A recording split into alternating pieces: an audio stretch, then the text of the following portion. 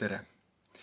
Olete sattunud jälle siia kohvikõrvase rubriiki, kus ma soovitan häid raamatuid ja loen neist ette katkendeid. Täna on mul siin niisugune raamat, mille pealkiri on Naispaavst Johanna. Selle autoriks on Emmanuel Roidis ja kreeka keelest on selle eesti keelde tõlkinud Kalle Kasemaa, kelle tõlkija sulest on meie kultuuri jõudnud ütlemata suurel hulgal väga väärt kirjandust. Ja väljaandjaks teine maa, siis mitte Kasemaa, vaid kirjastus Ilmamaa. Nagu pealkiri ütleb, räägib see raamat naispaavst Johannast, kelle olemasolus ma nüüd ei tea, kas on ajaloolased üksmeelele jõudnud või on see lihtsalt legend. Igal juhul Roidis kirjutab sellest nii, nagu oleks too naispaavst päriselt ka olemas olnud. Ja hoiatan siis veel kuulajaid ja vaatajaid ette, et tegu on ütlemata jumalavallatu raamatuga. Aga kuna mina arvan, et naerda peaks olema võimalik põhimõtteliselt kõige üle, sealhulgas ka pühaduste üle, siis ma ikkagi julgen seda raamatut teile ka soovitada. Alustuseks loen ette väikese lõigu tolleaegsest Euroopast üldisemalt. Kui Karl Suur oli Euroopa läbi käinud selleks, et oma pika mõõgaga loorbereid ja päid lõigata, kui ta 3/4 saksidest oli kägistanud, pimedaks teinud või sandistanud ning sel kombel saavutanud ellujäänute alistumise ja austuse, puhkas ta lõpuks oma vaevast Aachenis, pühade reliikviate ja tornide poolest kuulsas linnas. Tema määratus riigis kulges kõik soovikohaselt.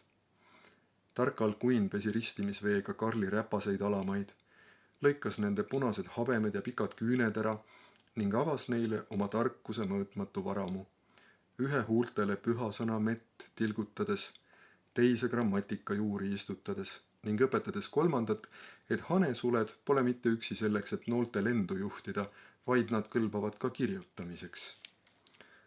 Õnnelik keiser elas muretuid päevi.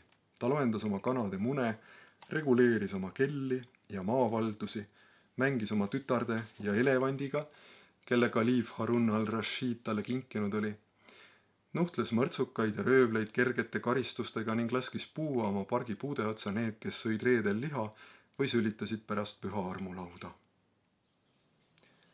Edasi, kuna siin raamatus on ju palju tegemist religioossusega, on siin ka palju pühamehi. Väike kirjeldus Saksamaa benediktlastest. Peale selle kandsid Saksamaa benediktlased väikesi kapuutsi külge õmmeldud jumalaema pildikesi, et kaitsta pead kurjade mõtete ning täide eest. Nende näod aga sarnanesid väga kloostrite palimpsest käsikirjadega, kus keskaegsete vagade hümnide alt kumasid vastu Anakreoni või Sapfo erootilised värsid. Tublid isad sõid 4 korda päevas. Või asemel kasutasid nad searasva ja kahvli asemel sõrmi. Eksinuid karistati rasvast ilmajätmisega mõneks nädalaks, nii nagu meid armulauast ilmajätmisega. 2 korda kuus lõigati neil juukseid. Suurel neljapäeval pesid kõik jalgu ning 3 korda aastas lasti kõige paksematel aadrit, et ebapuhtaid himusid kõrvaldada või teiste kroonikakirjutajate teatel, et rabandust vältida. Enamik benediktlasi olid kirjaoskamatud. Mõned teadsid ladinakeelset meie isa ning mõned oskasid kirjutada. Neile anti nagu Homerose kangelastelegi lauas 2-kordne toiduports ning õlle asemel veini. Kõik pühitsesid pühapäeva, aga kuna polnud täpselt teada, millisel päeval Jumal lõpetanud maailma loomise puhkas, ei teinud nad nädal otsa midagi, kartes võimalikku eksimist. Nende munkade tervis oli nii tugev, et enamik neist suri püsti seistes nagu Vene sõdurid, nii et neid tuli, nagu räägitakse, pärast surma veidi tõugata, et nad ümber kukuksid. Ja nüüd veel üks väike lõigukene sellest, kuidas noor 17-aastane Johanna on sattunud pärast orvuks jäämist rändama koos 3 mungaga, kes on tarvitanud kesvamärjukest ja kelle peas on võtnud maad tiirased mõtted. Johanna, keda 3 munka taga ajasid, jooksis tuba mööda ringi, hüppas üle laudade ja pinkide, tabas jälitajaid kord taldriku, kord piiblisalmiga. Ent pühakirja sõnad ning lauanõud põrkasid tulutult vastu joobnuid, nii nagu lained vastu kaljusid. Juba sirutasid nad käed tema järele, kui ta märkas voodil pühaku säilmete kirste ning varjas end nende taha.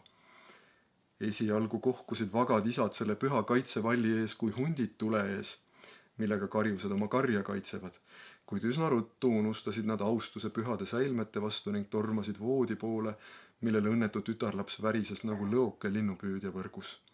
Munkade rünnak oli nii äge, et voodi koos pühakute kirstudega ümber kukkus ning märtrite luud põrandale veeresid. Järgneb veel väikene kirjeldus ja nüüd me saame teada, milline ime Johanna kissikuse küüsist päästis.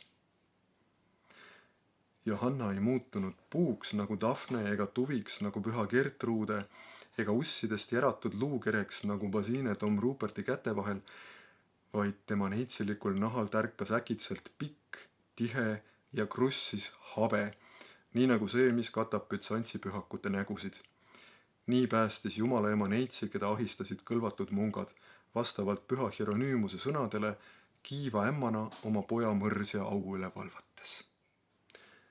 Selline tore, naljakas ja nunnu raamat teile selle nädala lugemiseks. Olge tänatud, et saite aega läbi astuda ja kohtume juba nädala pärast.